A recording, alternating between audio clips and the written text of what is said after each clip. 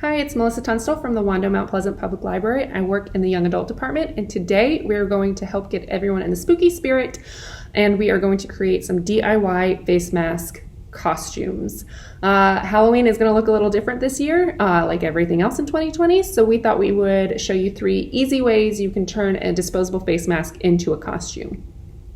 We will do a cat, a gory one, and then we are going to sew your lips shut. Not really. It's going to have a mask.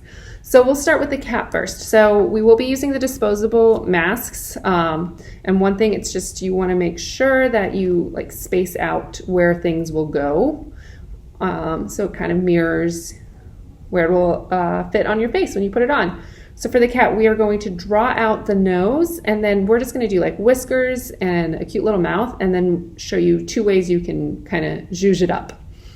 So let's draw our cat. I found it a little difficult. I use a pencil and it's really light. This one's really sharp, so sometimes it got caught in the fabric. So just be patient, maybe use a duller pencil and that will help. But sometimes it would get stuck in the line. So this isn't gonna be like 100% perfect, but that's fine too. So we've drawn it now in pencil. And then you're going to go over it in a Sharpie.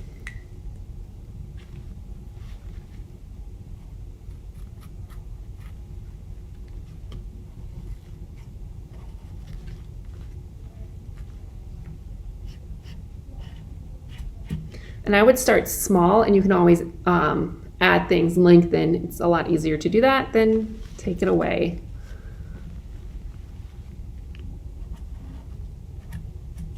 Let's see.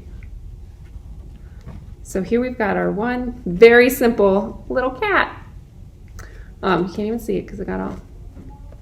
So you'd put that on. You could color in the nose pink. You could add some actual whiskers using fishing line if you wanted. One thing that I'm going to do is make it a little literary, and I'm going to turn him into the Cheshire Cat. So I've cut this out. I found a free printable online.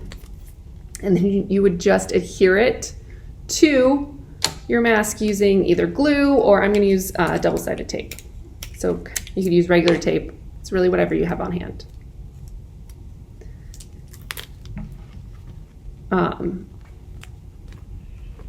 Other things you could do, you could add some jewels. If you wanted to like really commit to the cat look, you could add some cat ears.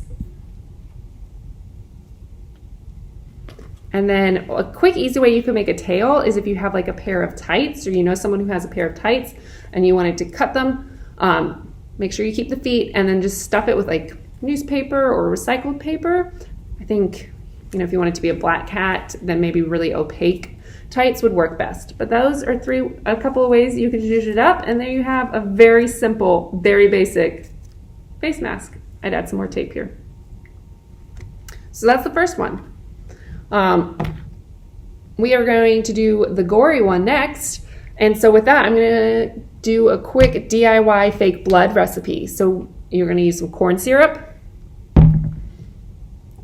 food coloring, and hot chocolate. This is one practiced, so it's been opened. If you have like chocolate syrup instead, that would be best. It helps with the consistency, but we had hot chocolate, so that's what I used. The recipe I found online called for a cup of corn syrup. That is going to be a lot of fake blood. So I suggest pouring just a little bit in. I'm going to show you, look, it looks pretty bloody. I poured like just to this level of corn syrup. I dumped in 1/4 of a packet of hot chocolate powder, and then like 6 or 7 drops of this. If it gets really like sticky and thick, add some water to thin it out.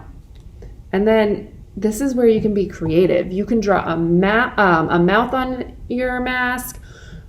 You could not and just have spattered blood, like why not?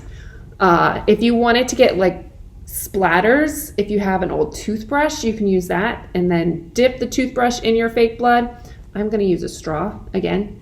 I'm a big fan of using what you have, so this is what we have. You're going to just drip it on. It takes a little bit of time to dry, so just beware. So this is what it starts to look like. It's running, which is cool, but it's not like runny. Since it has food coloring in, you want to make sure it's really dry before you wear it or put it on, because it will stain, potentially. But that's, I mean, you could add more, you could add less. It's just so simple and it's kind of fun. It's like, and it smells like chocolate. So, and then you can create a character. You can be a, you know, from a horror movie, whatever you want. But that's like, you know, really easy. Probably have a lot of these ingredients at home. Costume 2, down. Now the third one takes a little bit more time, but not tons. So that one, I've started it for you, but you will draw a straight line to make your mouth. And then you'll need some thread. We're using dark blue. Again, whatever you have on hand. I think red would be great. Black. You'll need a needle. We're using needles. I think an actual like sewing needle would be best. But once you have your mouth drawn in a straight line, you will just sew the straight line first, and it'll start to look like this. And then once you have the line, you're going to want to draw the stitches. And if you like it to be very evenly separated, please go ahead and do that. I eyeballed it, and that was it. And so then you're going to sew it. Sew your mouth shut. We'll show you the final product. This one is really cool too, because if you wanted to, you could add some really cool contouring and kind of make it look like a skeleton. So I'm going to try that. I'm not a great contourer,